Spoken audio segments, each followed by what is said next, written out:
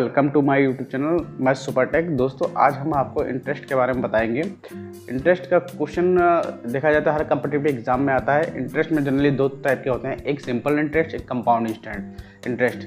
दोनों आइए चल के देखते हैं। आज से हम आपको सिंपल इंटरेस्ट के बारे में बताएंगे और उसके बारे में हम क्या क्या शॉर्ट ट्रिक है उसके बारे में भी बताएंगे। चलिए हम आज समझते हैं इंटरेस्ट क्या होता है। इंटरेस्ट मतलब ब्याज। इंटरेस्ट मतलब ब्याज। इंटरेस्ट मतलब ब्याज, यानी कि ब्याज क्या होता है उसके बारे में आइए हम समझते हैं। जैसे मान लीजिए आपने किसी से 100 रुपये लिया, 10% के ब्याज पे लिया।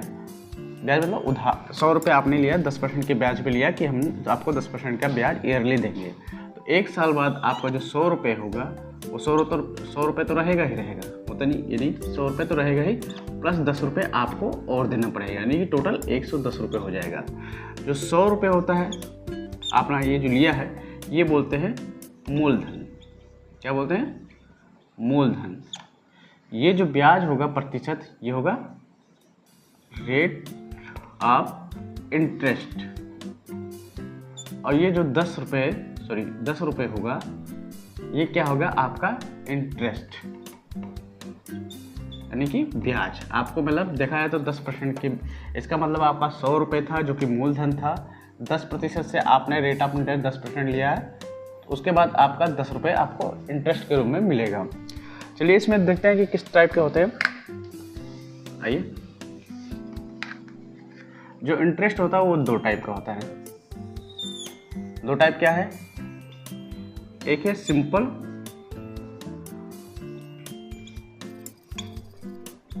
इंटरेस्ट, एक होता है कंपाउंड इंटरेस्ट। कंपाउंड इंटरेस्ट, जो सिंपल इंटरेस्ट होता है भाई वो बहुत ठीक होता है, लेकिन जो कंपाउंड इंटरेस्ट होता है वो कभी नहीं लेना चाहिए। कंपाउंड इंटरेस्ट में आपका परेशान हो जाओगे। कंपाउंड इंटरेस्ट में बहुत ज़्यादा ही मतलब ब्याज पे ब्याज लगना। सिंपल इंटरेस्ट क्या होता है कि अगर आपने मान लीजिए 100 रुपये लिया, 10% के ब्याज से लिया है ईयरली, तो आपको एक साल बाद 100 रुपये तो देना ही पड़ेगा, प्लस 10 रुपये और देना पड़ेगा, यानी कि 110 रुपये देना पड़ेगा। दूसरे साल अगर आप मान लीजिए नहीं चुका पाए तो फिर भी आपका 100 रुपये ही रहेगा मूलधन, फिर 10% से ब्याज लगेगा आपका, तो 100 रुपये देना ही होगा, प्लस 10 रुपये और देना होगा, यानी कि अगले साल भी आपको 110 रुपये लगेगा। तो ये क्या है कि आपको सिंपल इंटरेस्ट चल रहा है, यानी कि जो मूलधन है वो हर साल चेंज मतलब सेम ही रह रहा है। लेकिन इसमें ऐसा नहीं होगा। इसमें क्या, अगर आपने 100 रुपये लिया है, 10% के ब्याज से लिया है, तो अगले एक साल बाद आपको 100 रुपये तो देना ही होगा, प्लस 10 रुपये और देना होगा। लेकिन अब क्या होगा कि जो नेक्स्ट ईयर, यानी कि ये फर्स्ट ईयर था, अब ये सेकेंड साल में आपको क्या करना पड़ा, ये 100 रुपये नहीं ले जाएगा। अब 100 रुपये क्या हो जाएगा? 110 रुपये हो जाएगा। आपका मूलधन नया हो जाएगा कंपाउंड। फिर अगर 10% के ब्याज से ही लेंगे रहेगा तो आपको क्या देना पड़ेगा? 110 तो देना ही पड़ेगा, प्लस अब ये 10 रुपये नहीं आपको ब्याज लगेगा, अब ये 11 रुपये लगेगा। यानी कि देखा है तो आपका यहाँ पे 1 रुपये आपका एक्स्ट्रा है, इंटरेस्ट है, due to change of principal amount.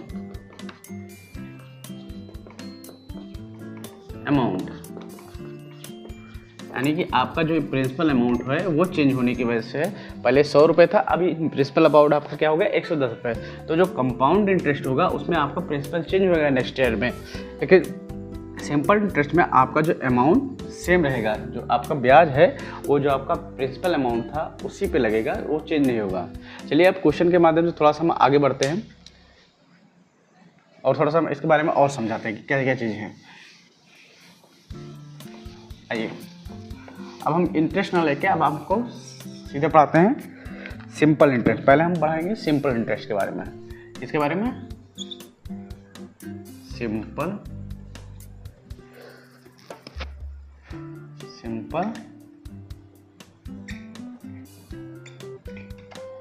Interest यानी कि साधारण ब्याज। अब साधारण ब्याज क्या होता है बताते हैं। साधारण ब्याज में क्या है कि आपको 3-4 चीज़ें पहचाननी होगी। एक आपको मूलधन दिया जाएगा, एक आपको दर दिया जाएगा, ब्याज दर यानी कि ब्याज दर दिया जाएगा, एक आपको समय दिया जाएगा यानी कि टाइम दिया जाएगा।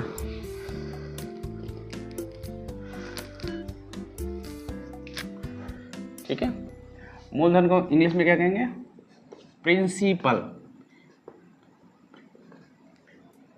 PRINCIPAL, principal. ब्याज दर को क्या बोलेंगे? Rate of interest. समय को तो आपको पता ही है कि टाइम बोलते हैं। अब इसका सिंपल भी आपको सिंबल भी दिया जाएगा कि इसको लिखा जाएगा P, इसको लिखा गया R, इसको भी लिखा जाएगा T, PRT, याद रखिएगा। अब चलिए हम देखते हैं कि इसके कुछ फॉर्मूले होते हैं। कुछ फॉर्मूले क्या है कि अगर आपको सिंपल इंटरेस्ट निकालना है यानी कि सिंपल इंटरेस्ट, तो इसका फॉर्मूला होता है मूलधन इंटू रेट इंटू टी मतलब टाइम डिवाइडेड बाय 100। ये इसका सिंपल सा फॉर्मूला है कि PRT डिवाइडेड बाय 100। इसमें आपको चाहे जितने साल के लिए यानी कि P मतलब अगर मूलधन जो दिया रहेगा, रेट रहेगा और समय जितने टाइम के लिए दिया रहेगा उसको आप रखेंगे, आ जाएगा। चलिए क्वेश्चन के माध्यम से हमको थोड़ा सा समझते हैं, देखते हैं कि किस तरह से। जैसे आपको मूलधन अगर 1000 रुपये दिया है, रेट ऑफ इंटरेस्ट 10% दिया और 5 साल के लिए आपको सिंपल इंटरेस्ट पहुंचता है, तो आप क्या करेंगे? जो SI का फॉर्मूला था, सिंपल इंटरेस्ट का फॉर्मूला था, क्या था कि मूलधन यानी कि जो आपका P into R into T divided by 100 ये था।